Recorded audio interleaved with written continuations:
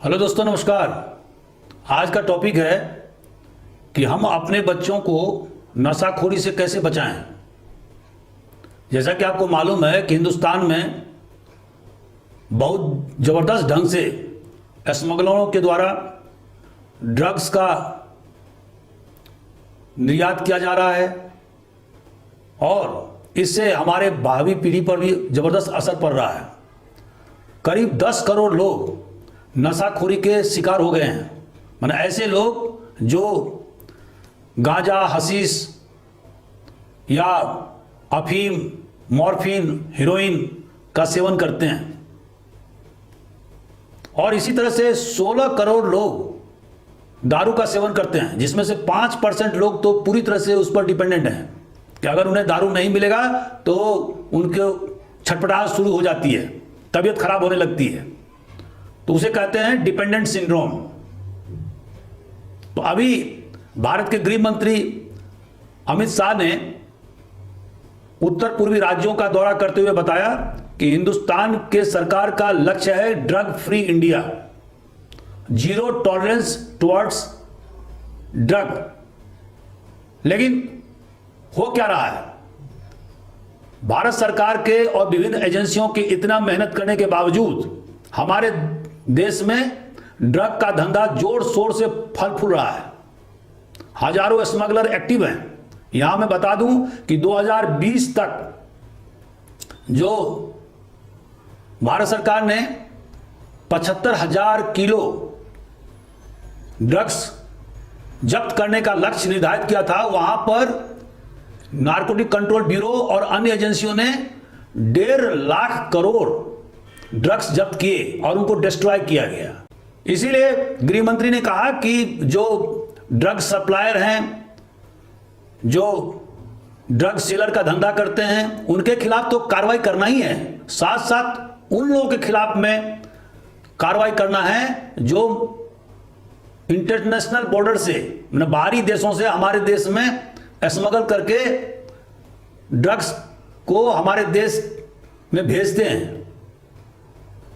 और इस तरह से हमारे सिक्योरिटी को, हमारे इकोनॉमी को खतरा उत्पन्न हो रहा है। और इससे भी ज्यादा हमारा जो भावी पीढ़ी है उसको जबरदस्त ढंग से नुकसान पहुंचाया जा रहा है। तो इस तरह से हमारे देश के अंदर के जो स्मगलरों का जो नेटवर्क है उसको ध्वस्त करना होगा। तो दोस्तों, ड्रग्स एडिक्शन को फैलने से रोकने के लिए 2 चीज जरूरी है। पहला, सप्लाई पर रोक करना। अर्थात मान लीजिए इंदौर शहर है, तो इंदौर शहर में कौन कौन लोग सप्लाई कर रहे हैं उनके खिलाफ नकेल डालना। और दूसरा, जो यहां पर एडिक्टेड लोग हैं, जो व्यसन के शिकार हो गए हैं, उनमें डिमांड की कमी करना। दोस्तों, अगर डिमांड में कमी होगा तो निश्चित रूप से सप्लाई भी उसका इफेक्ट होगा। तो डिमांड में कमी कैसे होगा? जो लोग एडिक्टेड हैं उनको इस व्यसन से छुटकारा दिलाना और जगह जगह डी एडिक्शन सेंटर खोलना। दोस्तों, जब मैं 2008 में एडिशनल एसपी नारकोटिक्स था तो यहां पर मैंने अनेक डी एडिक्शन सेंटर इंदौर में खोले थे और करीब 100 से 150 जो बहुत ज्यादा एडिक्टेड थे उनको इन डी एडिक्शन सेंटर में रखा गया था। और बाद में डी एडिक्शन सेंटर से आने के बाद बहुत सारे लोगों ने पुनः ड्रग्स लेना चालू कर दिया, लेकिन उसमें से करीब 30% लोग ऐसे थे जो बाद में कभी भी ड्रग नहीं लिया। अर्थात हमारा जो सफलता का दर था वो 30% था। इस तरह से ड्रग डी एडिक्शन सेंटर विभिन्न जगहों पर खोलना, जो ड्रग एडिक्टेड लोग हैं खास करके बॉम्बे बाजार, उन्हें उत्साहित करना ताकि इंदौर में सप्लाई में कमी आए।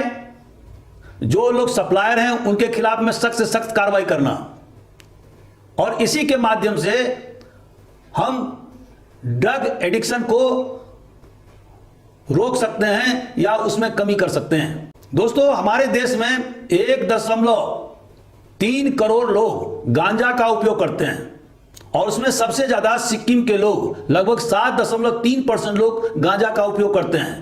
दोस्तों, हमारे देश में अभी 2 करोड़ 30 लाख लोग अफीम या अफीम से बने हुए मादक पदार्थ जैसे मॉर्फिन, हेरोइन का इस्तेमाल करते हैं और यह पिछले 14 साल में ठीक 5 गुना ज्यादा इन लोगों की तादाद में वृद्धि हुई है, जो कि बहुत ही ज्यादा चिंताजनक बात है। सबसे ज्यादा मिजोरम प्रांत में लोग ड्रग्स का इस्तेमाल करते हैं, जिनकी तादाद 6.9% है और उसके बाद में पंजाब का नंबर आता है जहां पर कि 2.8% लोग ड्रग्स का सेवन करते हैं।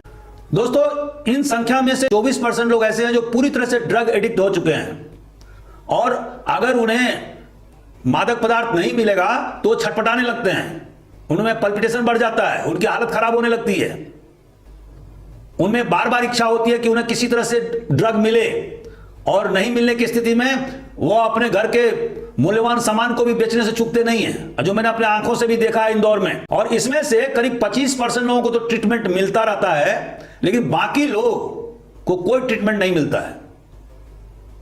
अगर आप बॉम्बे बाजार इंदौर में जाएंगे तो 35 साल के ड्रग एडिक्ट वाला लड़का आपको 70 साल 75 साल का बूढ़ा लगेगा और ड्रग ने पूरी तरह से उसके शरीर को खोखला कर दिया है। हमारा उत्तर पूर्वी राज्य सबसे ज्यादा ड्रग्स से अफेक्टेड हो गया है, जहां पर अभी मैंने बताया कि मिजोरम में 7%, उसके बाद में नागालैंड में करीब 6%, सिक्किम में 5% लोग पूरी तरह से ड्रग एडिक्टेड हो गए हैं। और इसका कारण क्या है? कारण यह है कि आपको मालूम होगा कि हमारे उत्तर पूर्वी राज्यों की सीमा से सटे हुए म्यांमार, जिसको पहले बर्मा कहा जाता था, लाओस और वियतनाम, ये तीनों देश का एक ट्रायंगल है जिसको गोल्डन ट्रायंगल कहा जाता है और यहां पर अवैध रूप से गांजा, भांग, हेरोइन, अफीम, मॉर्फिन ये तैयार किए जाते हैं और स्मगलरों के द्वारा हमारे देश के नॉर्थ ईस्टर्न स्टेट में निर्यात किया जाता है और जिससे मिजोरम, मणिपुर, अरुणाचल प्रदेश, नागालैंड, आसाम, मेघालय के बच्चे ड्रग एडिक्ट हो रहे हैं। अगर विश्व से हम तुलना करें तो हमारे देश में 2.06% लोग अफीम या अफीम से बने हुए मादक पदार्थों का सेवन करते हैं, जबकि विश्व में यह केवल 0.70% है और एशिया में 0.46% है। तो इस आंकड़े से यह सिद्ध होता है कि हमारे देश में अफीम या अफीम से बने उत्पाद जैसे हीरोइन या मॉर्फिन कंज्यूम करने वाले लोगों की संख्या बहुत ज्यादा बढ़ रही है। दोस्तों, हमारे देश में ड्रग्स का व्यापार या स्मगलिंग इतना जोर शोर से क्यों बढ़ रहा है? उसके पीछे कारण यह है कि अगर हमारे देश का जो लोकेशन है वो सेंटर में है और इसके उत्तर दिशा में 3 देश हैं, पाकिस्तान, अफगानिस्तान और ईरान का बॉर्डर, इसको गोल्डन क्रेसेंट कहा जाता है और यहां पर अवैध ढंग से गांजा, चरस, अफीम, मॉर्फिन, हेरोइन इनका उत्पादन किया जाता है। आपको सुन के आश्चर्य होगा कि जब से तालिबान का शासन अफगानिस्तान में हुआ है, अफगानिस्तान के कुल जीडीपी में 60% हिस्सा अफीम या अफीम से बने हुए पदार्थ के विक्रय या गैर कानूनी ढंग से उसका ट्रैफिकिंग करके आमदनी प्राप्त किया जाता है, जो कि बहुत ही ज्यादा खतरनाक चीज है और इससे हमारा देश बहुत ज्यादा प्रभावित हो रहा है। अभी हाल में 200 किलो हेरोइन ईरानियन नागरिकों से बॉम्बे के पास समुद्र से में नाव से पकड़े गए हैं और इस जांच के बाद में पता चला कि ये सभी 200 किलो हेरोइन अफगानिस्तान से प्राप्त किए गए थे और ये हेरोइन श्रीलंका पहुंचाया जाना था, जहां से पश्चिमी देशों में इसका निर्यात किया जाता। तो इस तरह से एक तरफ गोल्डन क्रेसेंट और दूसरी तरफ गोल्डन ट्रायंगल, इन दोनों अफीम उत्पादक इलाकों से घिरे होने के कारण से हमारे देश में जबरदस्त ढंग से स्मगलरों के द्वारा ड्रग्स का सप्लाई किया जाता रहा है इसके अलावा भारत सरकार ने मध्य प्रदेश के रतलाम, मंदसौर, नीमच और राजस्थान के चित्तौड़ में अफीम उत्पादन करने के लिए बहुत सारे किसानों को लाइसेंस दिया है। उसी तरह से यूपी के गाजीपुर जिले में लाइसेंस दिया गया है। दोस्तों, जैसा कि आप जानते हैं कि अफीम का काम दर्द निरोधक दवा और विभिन्न प्रकार के सीडेटिव मेडिसिन के उपयोग में लाया जाता है, और जिसके कारण से किसानों को खेती करने के लिए कहा जाता है। लेकिन बहुत सारे किसान स्मगलरों से मिलकर के अफीम और उससे बने हुए उत्पाद की सप्लाई स्मगलरों को कर देते हैं, और जिससे हमारे देश में भी एक नेटवर्क पैदा हो गया है, जो बड़े बड़े करोड़पति अरबपतियों का स्मगलरों का समूह है। और चाहे वो नारकोटिक्स विंग हो या अन्य कोई एजेंसी हो, जो असली मास्टरमाइंड है नेटवर्क का, उस तक पहुंचना बहुत मुश्किल काम है। दोस्तों, अगर आपका बच्चा ड्रग एडिक्शन का या सेवन का शिकार हो गया है तो इसका सिम्टम क्या है, पहचान क्या है? पहला, उसको हमेशा इच्छा रहेगी कि किसी तरह से ड्रग को प्राप्त किया जाए। अगर ड्रग नहीं मिलेगा तो वह अपने घर का मूल्यवान चीज बेचने से भी हिचकता नहीं है। हमेशा मादक पदार्थ या ड्रग को प्राप्त करने की इच्छा होना, और जिसके कारण से उसका जो मेंटल लेवल है वो ब्लॉक हो जाता है, सोचने समझने की क्षमता रुक जाती है। अगर आपका बच्चा किसी काम में मन नहीं लगाता है, कोई भी रिस्पॉन्सिबिलिटी वहन करने के लिए तैयार नहीं है, तो इसका मतलब उसमें एबनॉर्मल थॉट्स डेवलप हो रहे हैं, और इसका कारण होगा कि हो सकता है कि वो चुपचाप ढंग से गोपनीय तरीके से ड्रग्स का सेवन कर रहा हो। जब भी कोई बच्चा या कोई व्यक्ति ड्रग लेने से अपने आप को रोकता है तो उसमें एक विथड्रॉल सिंड्रोम होने लगता है, चिड़चिड़ापन होने लगता है, एग्रेसिव हो जाता है, मारपीट करने पर उतारू हो जाता है। तो ये सब सारे लक्षण हैं ड्रग एडिक्शन के। दोस्तों, अगर कोई व्यक्ति या कोई बच्चा अफीम या अफीम से बने हुए पदार्थ हेरोइन या मॉर्फिन का उपयोग कर रहा है तो उसका सिम्टम क्या है? जब भी वो हेरोइन लेगा तो वो अपने आप को बहुत अच्छा महसूस करेगा, फीलिंग हाई, बहुत हैप्पी दिखेगा आपको, नंबर 1। नंबर 2, कि उसके बातचीत करने में एक लड़खड़ाहट दिखेगी, मैंने स्लर्ड स्पीच, ड्रॉजीनेस दिखेगा, ऊंघे ऊंघे जैसा, पूरी तरह से कॉन्शियस नहीं होना। चौथा, कंसंट्रेशन का अभाव होना, पढ़ाई में मन नहीं लगना, कोई भी चीज याद नहीं होना, आंख की पुतली छोटा होना, जो नॉर्मल से छोटा हो जाना, यह भी एक लक्षण है। डिप्रेशन या अवसाद का शिकार होना, कंफ्यूजन होना, मत भ्रांति होना, सुसाइड की टेंडेंसी होना, और आप देखेंगे कि शरीर पर विभिन्न प्रकार के इंजुरी के घाव के निशान होना, यदि वो नीडल से हेरोइन का इस्तेमाल कर रहा है। दोस्तों, ड्रग एडिक्शन के प्रभाव क्या होते हैं?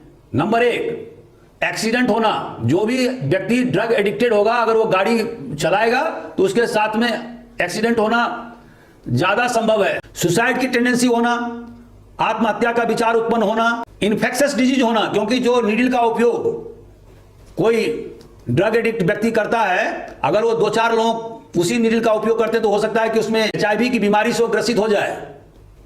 अदर हेल्थ प्रॉब्लम्स भी आ सकते हैं, लंग्स का इन्फेक्शन हो सकता है। जो भी इस प्रकार के व्यसन का शिकार होगा उसमें हमेशा फिनेंशियल प्रॉब्लम होता है, क्योंकि दोस्तों हेरोइन या मॉर्फिन बहुत ही महंगा होता है और उसको खरीदने में बहुत ज्यादा पैसे लगते हैं। तो इस तरह से जो भी व्यक्ति एडिक्ट हो जाता है उसके साथ हमेशा ही फिनेंशियल या वित्तीय समस्या होती है।